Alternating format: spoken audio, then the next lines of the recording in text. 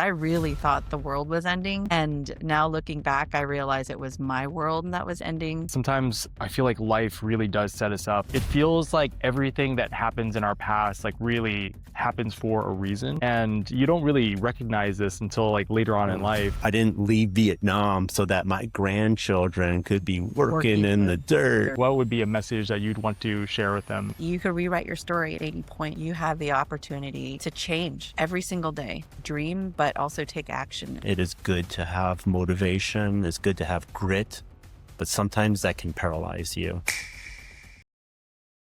Hey everyone, welcome back to What If It's Possible, the show where we're going to be exploring the ideas of stories, conversations that really stretch what we know about healing, humanity, family, freedom, and the future that we're all here to build. Today, I'm sitting down with Tim and Sophia Eng, and they're a husband and wife team that's helping families not only find, but also fund and secure their own homesteads. And what fascinates me about their work is that they're not just talking about gardening, land, and different lifestyles, but they're actually asking a much bigger question of what does it actually take for a family to become resilient in this world that feels increasingly fragile? And I think a lot of us are feeling that. Tim brings a background from West Point in security, strategy, and homestead real estate. And Sophia is bringing nearly 20 years in mortgage lending, ancestral food wisdom, and a heart for family entrepreneurship.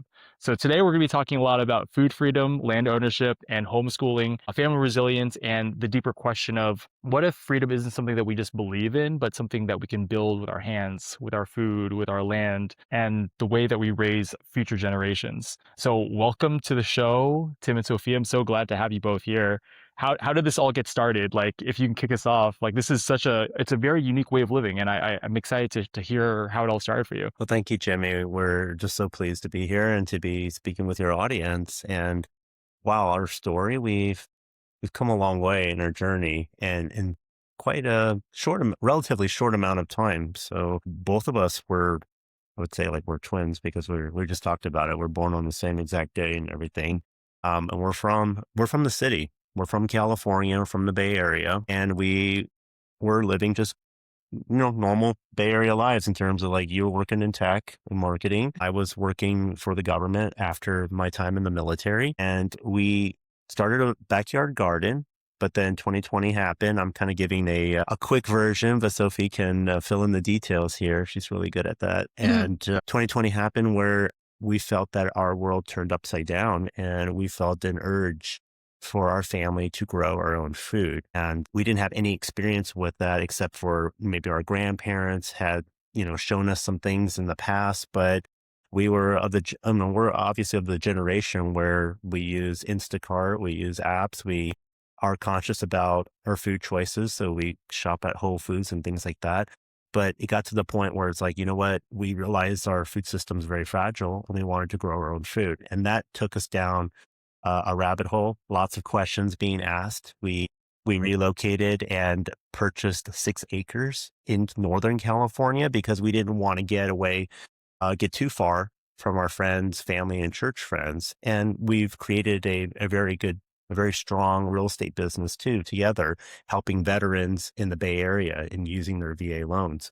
So we worked so hard to that point, getting everything set up, and with our very young family. We are of a sandwich generation, so we take care of Sophie's parents as well. And so this is something that you don't do overnight. You don't make really bold changes like this, especially Sophie's parents fled Saigon back in 75. And so we compared it to like this was like our Saigon in that aspect, and leaving California, leaving what was comfortable, leaving what we knew growing up. And so we started a farm on 6 acres. We got spun up as quickly as possible, in the spirit of Silicon Valley and the startup mindset. We sought out subject matter experts. We found Joel and Daniel Salatin, and we made multiple trips to their polyface farms. And our girls learned how to harvest chickens and rabbits. We got the equipment. We purchased land. We learned as much as we could and just jump-started that homestead. Do you want to add some things on that? No, you're doing a great job. Okay. This was beautiful. This was the ideal homestead. I mean, it was literally like a compound. We had multiple Water sources. water sources. They give you like energy sources. So for water, we had 2 ponds. We were on a well. Solar. Energy, we had solar, a whole house generator. We were tied to the electric as well. So we had all of these things going, but then yes, laws were being in place in terms of trying to meter our wells. We also quickly realized that we were lacking the community that we sought out for, because you can't do it alone. But growing up Asian, growing up in California, Growing up in the city. growing up in the city, you don't ask for help. You just buy what you need and you don't interact with your neighbors. No, you don't want to burden people. I think that's what it is, right? That's true. I Yeah. think we've gotten to the point where we've outsourced a lot of what we normally would have. I think communities would have, we've talked about this, even going to the airport, we would invite or ask one of our friends or family members to take us. But now we placed it with Uber or Lyft. And same thing with groceries, hey, I'm going to Costco or I'm going here. Do you want anything? I can pick it up for you. And now we've got Instacart delivering for us. So we've outsourced a lot of the things that Mhm. would have been in place, that were in place for building community. Yes. And we realized at that point, we only had a neighbor that did cattle and we were doing chickens, which was great. But we also you were setting up a bulk packing event with an Azure drop. And Azure is like, we call it like the organic Costco that's dropped off at a certain location, but it's all over the US. And you can only do so much with so many pounds of beans, so many pounds of things. So we organized a bulk packing event, but because of rain, only one person showed up. And then we realized, well, that was just rain. What if things really hit the fan? Like, who could we Depend on or rely on. exactly? And up to this point, all of our other friends and family members were saying, if things got bad, we're going to go to your place. And I'm like, well, I mean, we want to be able to plan. We want to be able to hang out and commune with people who are, of like-minded and wanted to contribute. And so we started touring, and we only did this because we got mom's permission, because we have mom and dad with us and they're a big help. And they say, if you guys want to start looking around out of state, then this is the right time to do it. And you're in lending, and you saw that we had a killer rate. We had 2.25% interest rate on a VA loan at that point. But you saw the interest rate starting to go up. Right. Yeah. And so I said, if we were going to plan on leaving California ever, we should leave now. And that's what kind of led us on this journey to find land. But I think, Jimmy, one of the things that you talk about on your podcast is that transformation. Mm-hmm. And I would say that during 2020, that was the moment for us where we thought the world was ending. We thought, restaurants were shutting down, grocery stores, everything was boarded up. And at that point, it became this reality check of, are we prepared? Are we insulated? And if not, then how do we position ourselves? But it took a lot of reflection and a quick reflection, because like Tim mentioned, my parents are immigrants from Vietnam. So it was during 2020 that I sat them down and asked them, what happened during the fall of Saigon and who did the government go after? And I grew up with these stories with my parents sharing about all the things that happened during the day of the fall of Saigon. And I didn't want to hear it when I was a little girl, because I always told them that it's never going to happen here in America. You're safe. We're safe. We don't need to talk about it. And then, the term lockdowns and curfews was something that I grew up with. Like, I associated those terms with the fall of Saigon, and then California went into lockdown. And it was like a huge reality check of, okay, we need to really do an audit of our life and the things that we're dependent on the system, because very quickly we realized that even going to the grocery store, getting some food was something that we didn't really have access to anymore.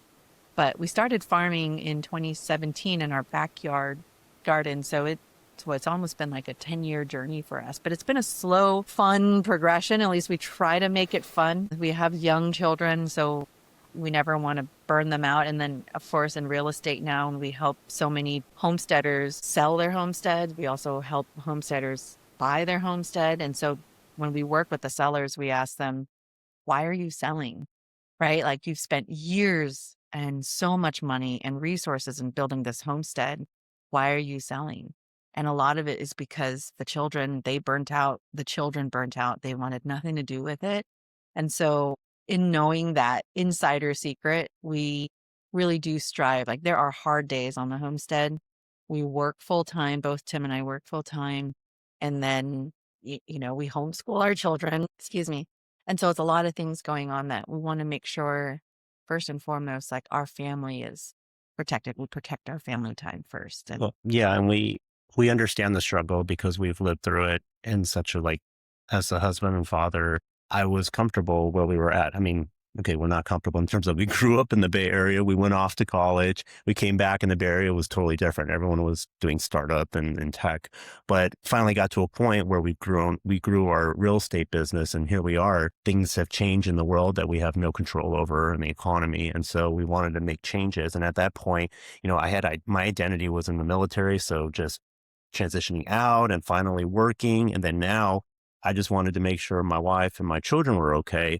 And so here we are, like uprooting our family, uprooting our business, and having to go to another state. And that's kind of scary.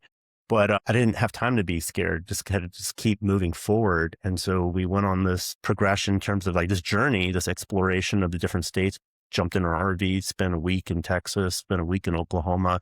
We were very targeted. We didn't just drive around the US.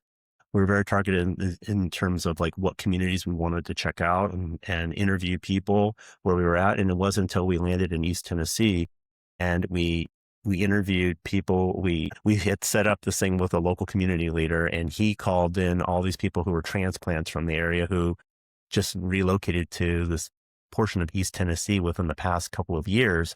And we got to pick everyone's brains. It was like a speed date, and where you got to ask all the questions. You got to interview the local sheriff as well. And we got to ask questions to find out if, everyone aligned with our goals, aligned with our values. We were looking for homeschooling, homesteading families. And I mean, that was one aspect of it. But at the end of the day, we wanted to make sure that everybody was growing their own foods. And out here, maybe that's the way of the South, but there are 60 plus year olds. They're still growing their own food. Like that's no big deal. They have a garden outside.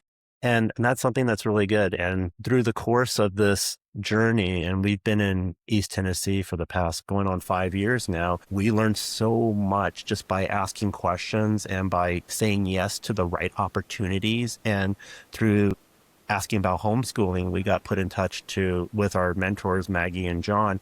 And from that, we learned about dairy cows, about taking care of jerseys. And that's something that I wouldn't have even imagined. Like that was coming from the city. not even my goal to start homesteading and having a cow. I mean, this is like a really big animal. To now we're raw milk producers in our county, the only ones. And we use it to barter, or we say trade with them, because that is our source of trust, our source of insurance for when, like this past year alone, is one of the biggest droughts in the century for the state of Tennessee.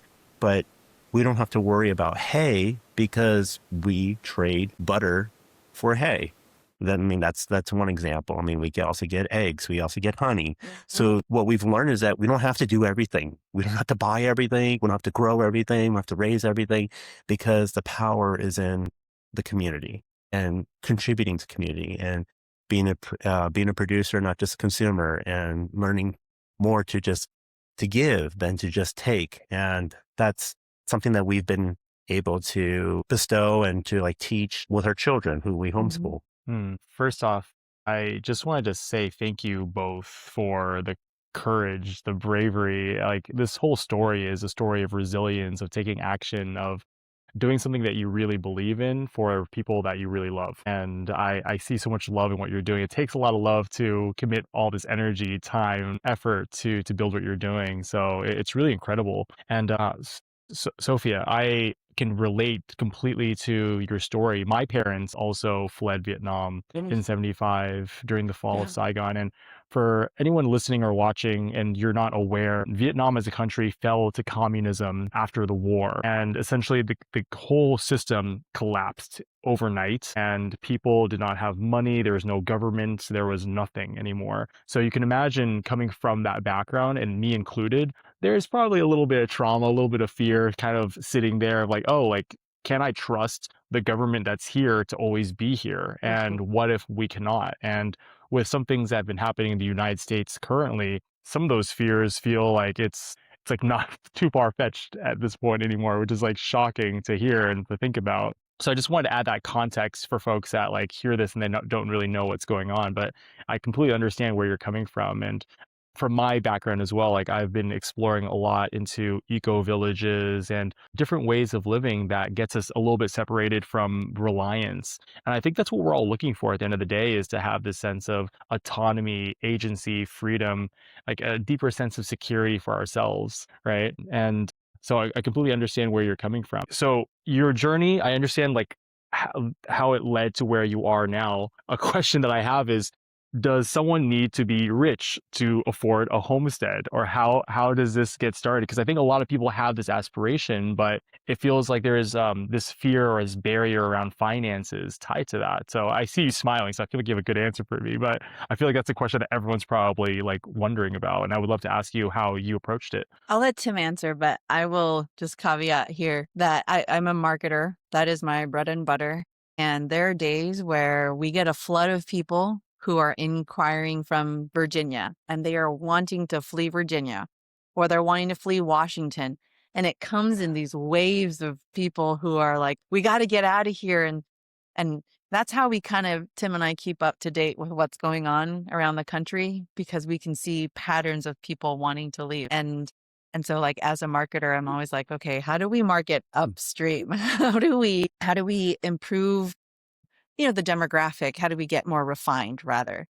But on the flip side, what I've also read some articles is like having a farm now or a homestead is like the new flex. Like that's what people want. Like you're not really successful. We have people who are, either in a political state or they're in tech, and like they now have videos and content about them and their farm animals, and that's like the ultimate flex, right? But it's like a weird dichotomy. You have people who are, I think at the core of it, everyone's, to your point, sorry, Jimmy, but at the core of it, I feel like everybody is trying to strive for that self-reliance. And whether, whatever you are in that budget, Tim and I help people find and fund their homesteads in all 50 states now. And we don't take that role lightly. Oftentimes it is families' largest investments for their entire family.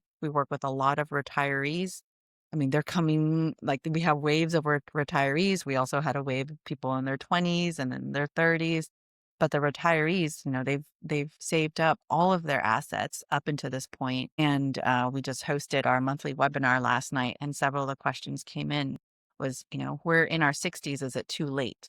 And then we have people in our 20s who are saying, we're just getting started. We didn't take a normal W-2 job. We have our young family and we want to get them started. So it's like I think there's different shapes and sizes that homesteading, I say that in air quotes because everybody defines that differently. But I wrote the Nourishing Asian Kitchen Cookbook because for us, it begins in the kitchen. So whether you're in a condo, whether you're, on 100 acres, wherever you are in that journey, it really does begin in the kitchen. Okay, so to answer your question originally on the cost of getting into homesteading, Sophie's correct in terms of how do you define homesteading? And that's one of the questions I would ask up front in identifying and just trying to figure out what the goals are to homesteading. Because homesteading doesn't have to be on 100 acres and you don't have to have a cow. Homesteading can just be on even a quarter acre. It could just be a small parcel of land. Clients who are retiring, we have clients who are retiring and they don't have the energy to want to take care of all that, but they do want a small backyard garden. And it really depends on how you define or how they define what homesteading is, because it doesn't have to be based off of what social media says. And I really appreciate that. We help everyone from all different budgets. And yes, it does require money to get into homesteading. I'm not going to lie, land costs have gone up, especially in areas like Tennessee and based off of whether has favorable laws, looking for more of unrestricted counties for building, looking for natural resources. I often get, and I have like a deal breaker checklist, but that I give to all my clients. Everyone wants the same thing. Everybody wants a good mixture of pastured woods. They want running water. They want to be able to be within an hour still of an airport or a Costco. but still far enough out into the county, into the country where they can feel like they don't need to see their neighbors. They're tired of doing that. They want to have some elbow space. And so Mm. we get this all the time. And then the next question is always like, well, what is your budget? And that's where the conversation can get interesting. And we get creative in terms of maybe you might need to purchase land and do like a tiered approach and a phased approach and purchase land now and just kind of gradually work your way up, or purchase land and build. And we find ways as to how we can use equity. Maybe you can use do a HELOC and pull equity out of your home if you own a home already. Or as Sophie had mentioned, we just got back from Idaho from speaking at the Modern Homesteading Conference. And we had these 20-year-olds that were just asking us that, hey, we don't have a normal W-2 job. We pick up odd end jobs. We get paid cash under the table. Like, how do we qualify for a loan? How do we go about this? I mean, there are ways where you can test and go about it. Like, we have good friends like Sean and Beth Doherty, Joel Salatin. They talk about leasing land because maybe you don't want to jump headfirst into it. You're not sure if homesteading is the lifestyle, and it is a lifestyle. So I know you mentioned, or Sophie, you mentioned about flexing, but it's like, okay, not everybody has billions or millions of dollars that can just have like a hobby farm to just, do an Instagram or a quick YouTube thing. This is a lifestyle, day in, day out, and there are a lot more tougher days and good days. And we have to remind ourselves that what is the end goal? We're trying to teach our children, or we're trying to provide nourishing foods for our loved ones, and just keep our eyes set on the goals themselves. But it is a lifestyle, and it's something not to rush into, because the burnout rate, the average is like 4 years. And we've seen families go in headstrong, make their own toothpaste, do all these things, like get involved with the community and teach. And they're just great assets to the community. And then they all of a sudden have to change like in the next few years because their kids are not on board. Their partner never fully got on board. And that's something that we empathize with, because I was that partner that was not fully on board. And Sophie is the one that's researched and wanted to get into this more. And it's always like that when you're working with partners and couples. There's always one that does the research and is gung ho about it. And then the other one's like, ugh, begrudgingly, I'll go along with it. Or maybe you can go to this conference and that'll satisfy it. And no, it's not like that. If you don't, and I have cautioned people when I speak, it's like, if you don't meet it, there's going to be resentment, and you just have to come on board, but look at things that you want to do, things that interest you. Same with, I get that question about, how do I get my children involved? How do I get my children interested? Pull them out of schools, or pull them out of the communities, pull them away from their friends, and like put them in the country. And like, there's so much you can do in the country. You can be riding ATVs, you could be shooting, you could be doing archery, right? And that's what we got our children into, like compound bows and everything, because of dual purpose. You can hunt, and it's for sport. And there's a lot of great things that go with it, but you have a lot more freedom, and you don't have to be on your devices and doing all this. But just getting back to that, it's not for everyone. And a great way to do a test run for it is to lease land. And that's very low cost to lease some land and just try it out, to prove it to yourselves, prove it to the landowners that you can do it. A lot of people even take their RVs or purchase a trailer and then go and spend time in that location to just see if this is even a good fit before I spend money and purchase a home or purchase land at this property. So there are multiple ways to go about homesteading. You can go on your own timeline. It's really up to you in terms of financing and everything as well. Like, there are ways where you can lease, there are ways where you can volunteer to help out, because the sad truth of it all is that most of these farms are owned by they're aging out. They're all elderly, Right. most of them, and their kids and the grandchildren want nothing to do with these farms. Well, the It's average age of a farmer is 65 years old, yeah, right? And Mm. that's conventional farming. We're talking like 10,000 acre farmers there. And so it's different. And for us in our generation, we didn't have the expectation to get into farming. We had the expectation to go to a good school and get a good job. And so like it is really challenging for us in this generation to like abandon ship and then get into, and especially as like Asian Americans, it's like totally frowned upon to just say you quit everything and be a farmer.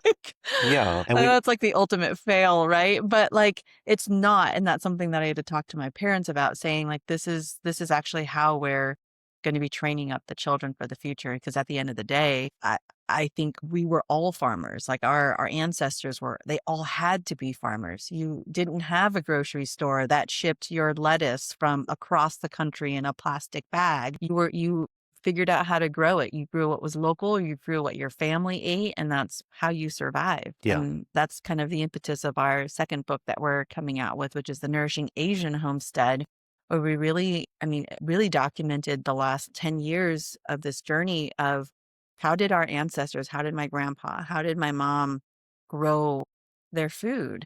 And if you think about it, the true scientists back thousands of years ago had to have been farmers. Hmm. And they had to figure out how to grow food. They had to for survival.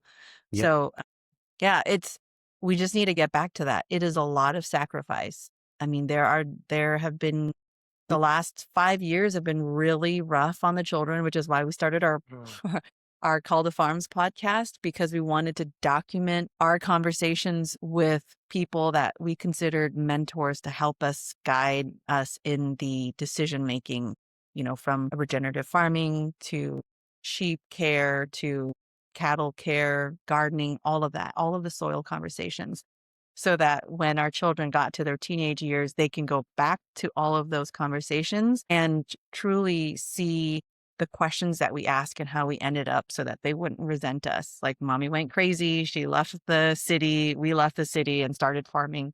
And I think, we have that extra added layer of being Asian Americans, and like all of our friends thinking we've like completely lost our minds because we left our careers, we Well, left our business all to do the this. all the expectations that we would have. Right. And we didn't do it to be trendy. We're certainly not trying to sell this lifestyle. We're wanting to just be truthful Yeah. about it, document it. And then you forgot to mention that your mom like cried at one point, was like, I didn't leave Vietnam so that my grandchildren could be working Working in the dirt. dirt. And I was like, Yeah. well, that's the perspective. But like, Yeah, this she is kind of, literally cried because the two kids were on the Broad Fork and they were having fun, like working the soil, right? Because it was clay soil yeah. and they had hats on, but it was in the sun. And I walked in the house, like dirt filled, everywhere, head to toe. And she cried and said she didn't flee Vietnam so that her grandchildren could work the soil. Like, I guess I understand. She meant like not to have like a hard A hard life, life, right? You come to right? the Yeah. land of opportunity. It's supposed to, yes, but But it's like, it's hard no matter what. You're going to yep, be working hard trying to stay in the system and, pay for expensive paying for the groceries. expensive Yeah. groceries, especially the way that we want. I mean, it is like the ultimate flex. I'm saying that, right? Because people now want regenerative, their protein raised on, green pastured grass for their chickens and grass-fed, grass-finished beef. And we did it because we knew the health implications of it. I'm a Weston A. Price chapter leader. That's literally like my value structure when we think about food. Naturally then realize that we needed to get to farming to understand how to truly source good, clean food. And just because I didn't trust anybody, even if they said the keywords, even if they said they were true dairy A2 farmers, and when I asked them how they cleaned their equipment, they were running bleach through the lines, right? And so it's like, oh, I don't want the bleach to get into my milk. So, okay, I guess we're getting into milking dairy cows now. And it just like led from one question to another. But now it's become the ultimate flex, which then if you want the cleanest food, you either have to raise it yourself or you've got to be able to make enough income to afford it. Which for us, like if I can teach the skills for my children, for our children to learn how to milk your cow, take care of your cow, do things holistically, then not only do you have access to the food that you know is clean because you raised your animals, you raised the grass, you harvested your animals, and you knew how to cook it. Not only are you in that position now, but you're in a greater position to then help the community around you, which is like that to me is the ultimate flex. Like Yeah. it's not like the money you make from it. truly like we couldn't afford if we were to buy our own meat and dairy, we probably wouldn't buy it from us because it's not profitable. I'd be charging like a pound of butter for us is we sell it for $30 a pound. But now I've gotten to the point where we have clients that want to just buy us all out of the butter, but that butter now we don't sell because we have another farmer who, like to Tim said, we're able to trade out bales of hay, one bale of hay that will feed our cattle for a week on a $30 block of butter. And during a time when most farmers are hoarding all of their hay because we have one of the worst droughts, I think they said it was like the fifth worst drought in the last 100 years. Many other farmers or homesteaders are kind of clamoring to just get their hands on some hay, but we have a secure source, and not just one farmer, but another as well, where we do yogurt and milk for him, Vietnamese yogurt and milk for him. And he loves it. His wife loves it. And so we've secured that first cutting of his. And so, we say that the South, we're in the Appalachian Mountains here. And I feel like the way they do life and business and work here, everybody works really hard, at least our farmers here. And they truly love and support one another so long as you are trusted within the community. And I feel like it's no different. I feel like the Asian community and the way that we do life and the way that we do business is actually very in tune with the Appalachian way. And so it's like one of our friends called us the Asian redneck. So I'm like, that's awesome. Own it. I love it.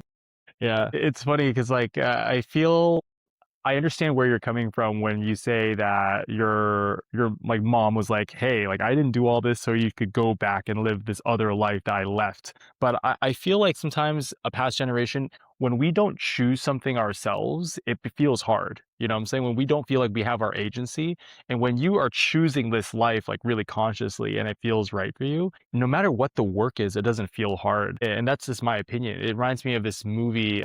I think it's called Office or The Office, but this guy like leaves his 9 to 5 office job and starts Yeah. working like shoveling coal outside. And he's like, "Hey, do you want to come back?" And he's like, "No, I'm at this fresh air. I love this. I choose this." Yeah. Right. And I think to allow everyone to like choose the life that they want at this point in time, and we're so fortunate to even have that opportunity to choose the life that we all want, you know? And yeah, and same with your kids as well. And I think it's really funny also actually that you mentioned your kids are like experiencing a hard time. And this is the funny part about it. You're like, all right, kids, we're gonna do a podcast.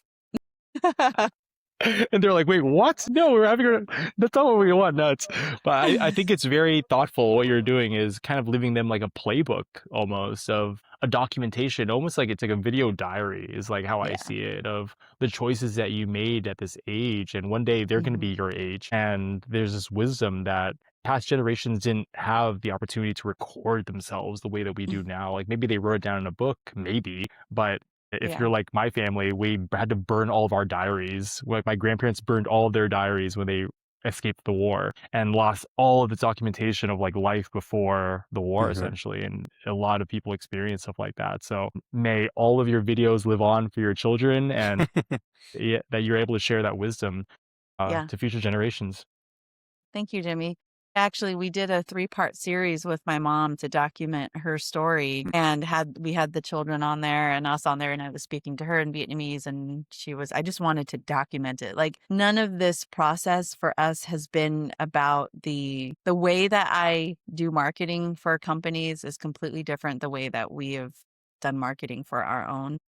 And for Mm. us, it's just been all heart, you know. It's just been, what do I want to leave? What do we want to leave behind for the kids?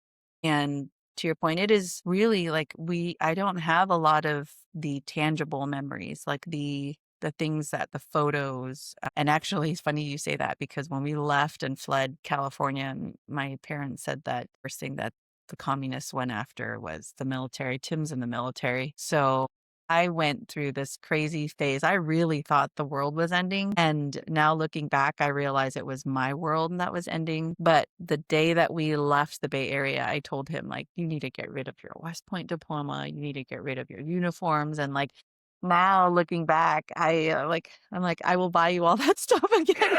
I'm so sorry. I really thought the world was ending. And so I thought the communists were coming the way that my parents shared that story. Like if they saw any evidence of it, right? And so we like wiped our social media. We got off of everything. And gosh, like it was a really scary time for us. And we really felt we really felt like we were okay, I'll speak for myself. I felt like I was going crazy because everybody around us, like even our other Asian American families were telling us like, don't worry about it. You know, everything's going to go back to normal. And I'm like, I don't think it's going to go back to normal.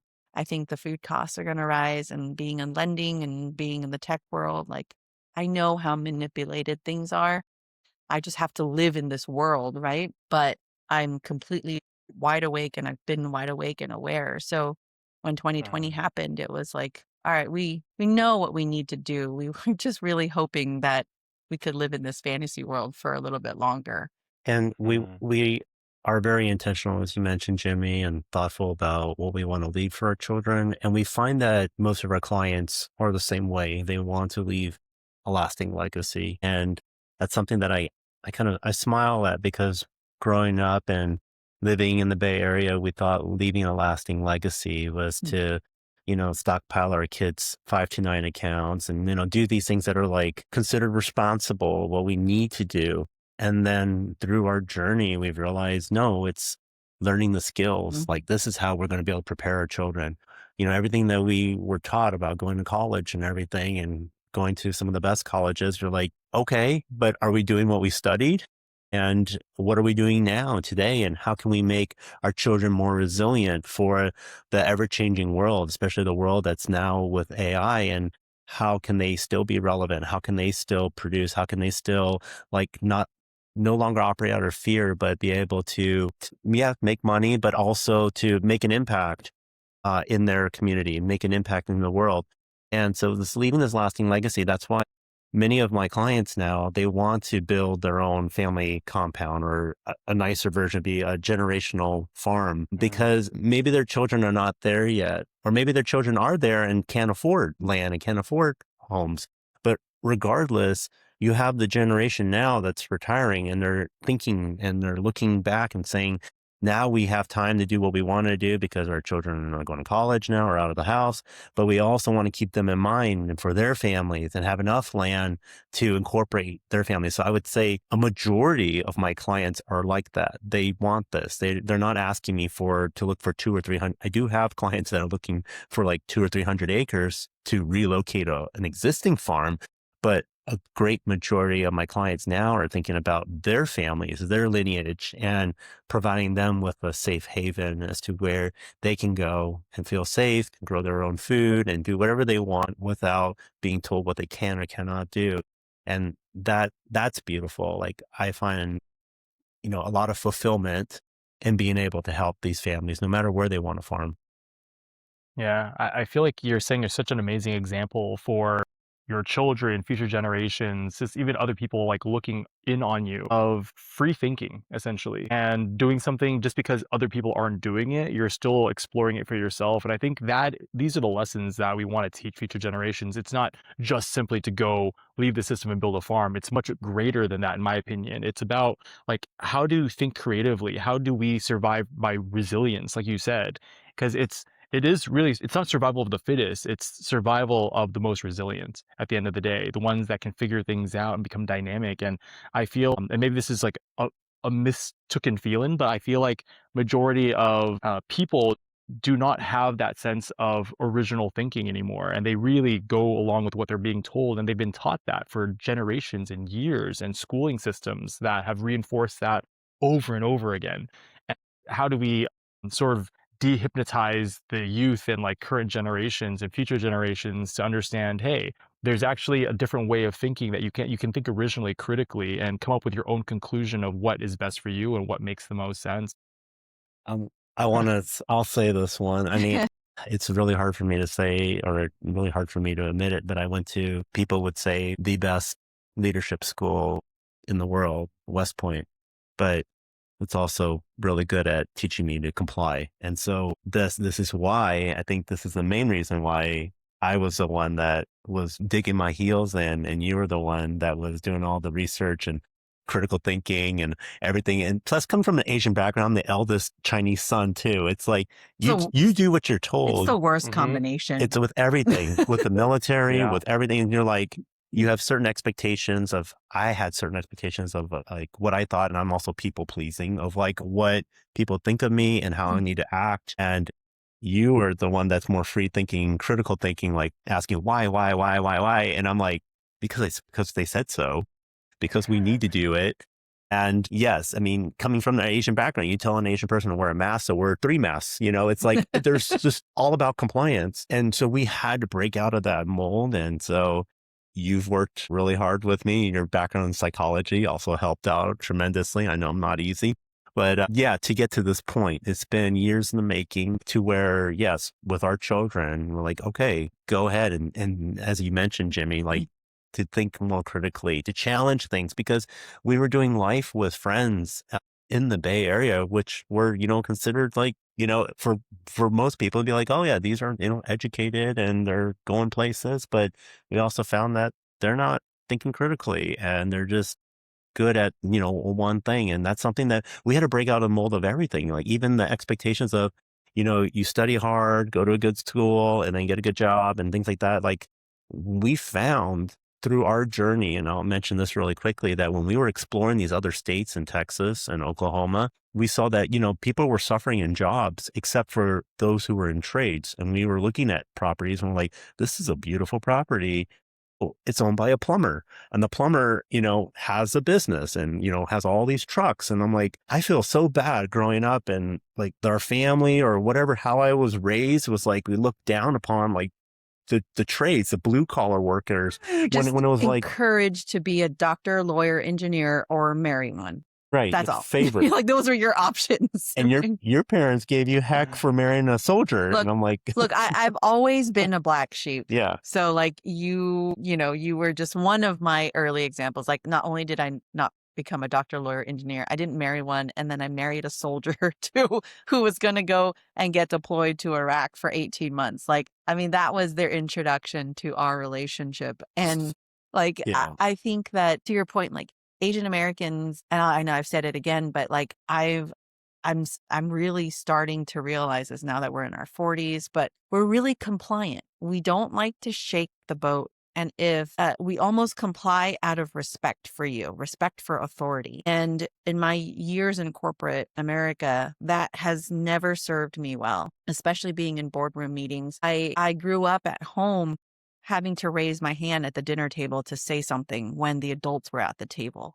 Right. So like imagine now I'm at the boardroom and here we are. And I really struggled with speaking up and sharing my opinion because it was almost like I needed to be quiet to give those in the room respect. Right. Which is like the complete opposite of the American culture. So, I mean, I'm just sharing that because over the last 20 years, I've had to undo a lot of that, just rewiring a lot of that expectations of myself. But then coming to 2020 and just really going, we don't have to follow the rules anymore. How would we want to build a life that we want to build? And if it goes against the grain, then maybe that becomes the metric first. Like if we see everybody going this way and off the cliff, like then let's go this way and challenge everything and have us be proven wrong first. So we've done a complete 180 and it was not done overnight. And I'm going to tell you, that's why I'm sharing with your audience that we had so many things go against us and we had to break against, whether it's our culture, whether it's like how we were raised and me being in the military. But if we can do it, you can too. Like you just have to have really clear goals. Because it sounds to me like, I know you're not the very first ever to do this, but you're pioneers in your own way, right? And being a pioneer, you're kind of like there's a map and a clear route, and you're like, no, we're gonna try this way, this untrodden way that no one's really tried fully before, and we don't know how it's gonna turn out, but we feel like it's right, and that's scary. A lot of people can't understand that. And I'm sure that it's confusing for many people that love you, that have always known you a certain way, like in the Californian city way.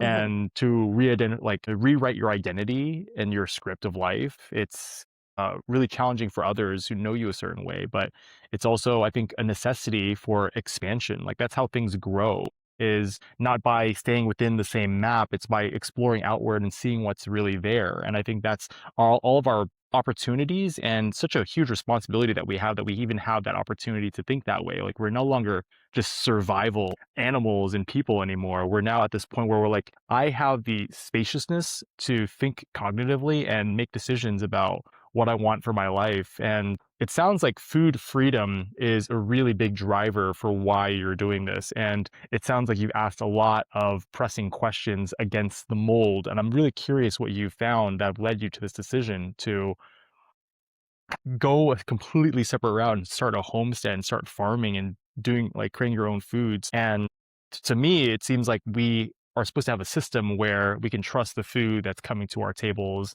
and to our grocery stores and to Whole Foods and to all of these places that we are supposed to trust.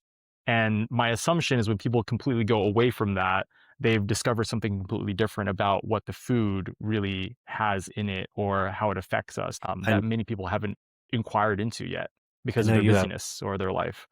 I know you have a really good answer for this. But I want to just add though, we're foodies, and so we love to Me eat. too. I mean, I Actually, don't know a lot of Asian people do, some of but our friends here have called us hobbits. yeah, that we eat all the time. We live in the mountains.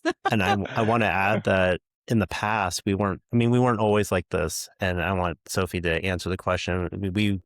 We love going out. We love trying out the new restaurants. We would make special trips down to SoCal just to, eat food that we wanted to eat. Irvine. But I will say that now after this journey, when we do go back and visit, the food doesn't taste the same. Well, one, it costs way too much and there's food shrinkage and they don't give you the same amount, but even the quality of the food, it doesn't taste as good. And yet you still see lines out the door of people waiting for this. And it's like, have our taste buds changed, or did the quality of the food, did they change out the chef? And so I'll let you answer like the whole food journey. Yeah. Jimmy, so the whole impetus of the Nourishing Asian Kitchen cookbook answers that question because I didn't look into food. I mean, I grew up, my mom worked 2 full-time jobs.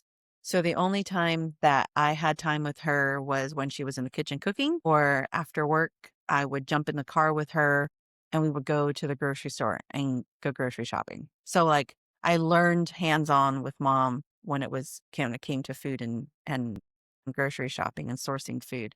But that's like, I don't know. I mean, I think that's core to our culture's love language, right? When you come home, mom is always asking "Anjua," which is, did you eat yet? It's not, how was your day?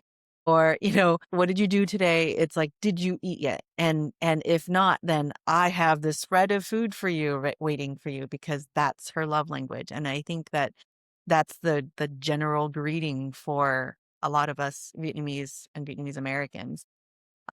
But when I had my eldest daughter about 14 years ago, at the 6-month mark is when you start feeding them solid foods.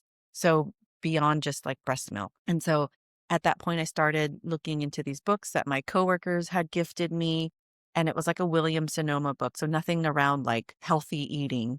In there, I wanted to learn how to make applesauce because like Vietnamese, Asians, we don't cook our fruit, we eat it for dessert. But like applesauce is one of the things. And when I went to the grocery store, it looked green and brown. Those are the 2 options. And I'm like, I don't think applesauce is supposed to look that way. So that I didn't know how to make applesauce. Now I know. It's super silly simple. But in that recipe, on the note, it said, make sure that you source organic apples because your baby's body is not yet able to process the harmful toxic chemicals of herbicides and pesticides. And I thought, okay, so usually we would go to the Asian grocery store, my mom and I, but then if I wanted organic, I'd have to go to Whole Foods, which is very costly. And regardless of like how much money you make as your career, you still have to be super frugal with how you spend your money, right? And so I'm like, oh gosh, I have to tell my mom that I'm going to Whole Foods to buy these organic apples, right? Well, so I did. It was like $2 an apple. And I remember getting rung up and thinking, okay, I don't mind paying for these apples. But then at what point then is her body going to be developed enough to be able to process the harmful toxic chemicals from herbicides and pesticides? And like that led me on this, for a 14-year journey on and why we're now on 40 acres and we're raising our own beef cattle, dairy cattle, sheep, chickens, turkeys, and all of that, because I realized that our bodies were never designed to process those harmful chemicals. And so from that, I found the work of Dr. Weston A. Price and Sally Fallon Morell from Wise Traditions. And all of that really looked into how indigenous cultures sourced and cooked their foods.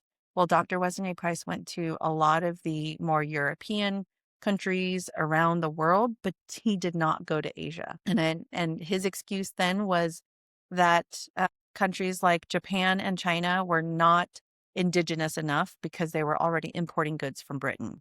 Well, I'd argue today that you can still find indigenous tribes in the mountains in Asia today, and they still live very rural but indigenous as well and traditionally. So because of that, I looked into, all right, well, these are the principles. Then let's go on this journey with our own family, never thinking that one day I'd read a cookbook. But, cooking at home, I thought we were cooking from scratch. I thought with Asian cooking, you've got your jars of hoisin sauce, you've got your oyster sauce, you've got your shrimp paste.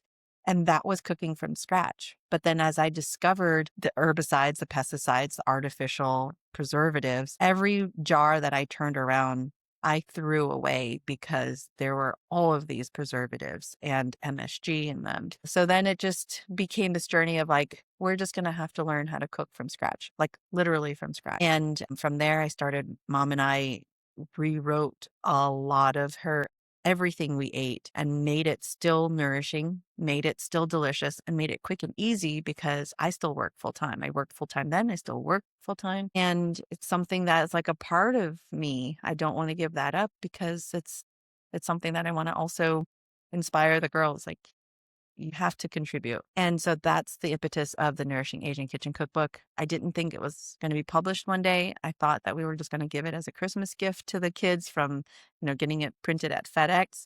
But I had a publisher reach out and said, "We love your story."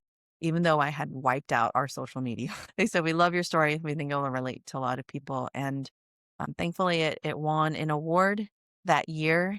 And it's been a great journey. Never something that I would have aspired to. I think it's just something that out of our own need. I didn't think that I was the person to write this book. But before I signed the contract, I remember walking up and down the aisles of Barnes and Nobles in the cookbook section and looking at the international, the Asian cookbook authors. I'm like, really, another Asian cookbook? Like, how many of them are there?